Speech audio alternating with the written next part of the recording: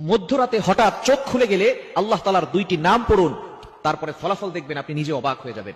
মধ্যরাত, এই রাতটা হচ্ছে রাতের শেষ অংশে যদি আপনার চোখ খুলে যায় তাহলে মনে করবেন আল্লাহ তাআলা আপনাকে সফলতার দ্বার প্রান্তে পৌঁছে দেওয়ার জন্য আপনার চোখটাকে খুলে দিয়েছে।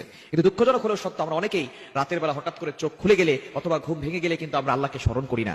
এই সময়টা হচ্ছে সবচেয়ে গুরুত্বপূর্ণ সময়। বুখারী শরীফের বর্ণনা, নবীজি সাল্লাল্লাহু আলাইহি ওয়াসাল্লাম জানিয়ে দিয়েছেন, নবীজি সাল্লাল্লাহু আলাইহি ওয়াসাল্লাম বলেন, রাতের শেষ অংশে, মধ্যরাতের পরেই রাতের শেষ অংশে যখন রাত একেবারে গভীর হয়ে যায়, এই সময়টা আল্লাহ তাআলা প্রথম আসমানে চলে আসেন এবং আল্লাহ তাআলা বান্দাদেরকে ডাকতে থাকেন, কার কি লাগবে আমি আল্লাহর কাছে চাও। রাতের শেষ অংশে এই সময়গুলোতে, এই সময় যদি আপনার চোখ খুলে যায়, আপনি এই আমলগুলো করতে দেরি করবেন না। আপনার উযু করার দরকার নাই, ওই অবস্থায় আপনি আমলটি করবেন। আল্লাহ তাআলা দুইটি নাম পড়বেন 11 বার করে। কয়বার? এবং দুইটি নাম পড়ার আগে আপনি 3 বার দুরূদ শরীফ পড়বেন।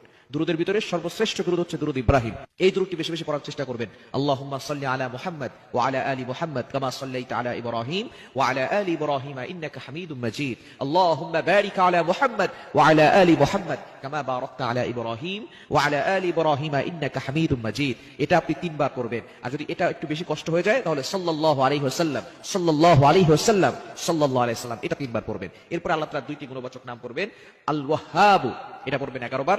আর হচ্ছে ইয়া ফাত্তাহু, এটা পড়বেন 11 বার। এই দুইটি নাম পড়ে আপনি আল্লাহর কাছে দোয়া করবেন, দেখবেন আল্লাহ তাআলা আপনার সকল চাওয়া পাওয়াগুলো কবুল করবেন, আপনার নেক আশাগুলো আল্লাহ তাআলা কবুল করবেন।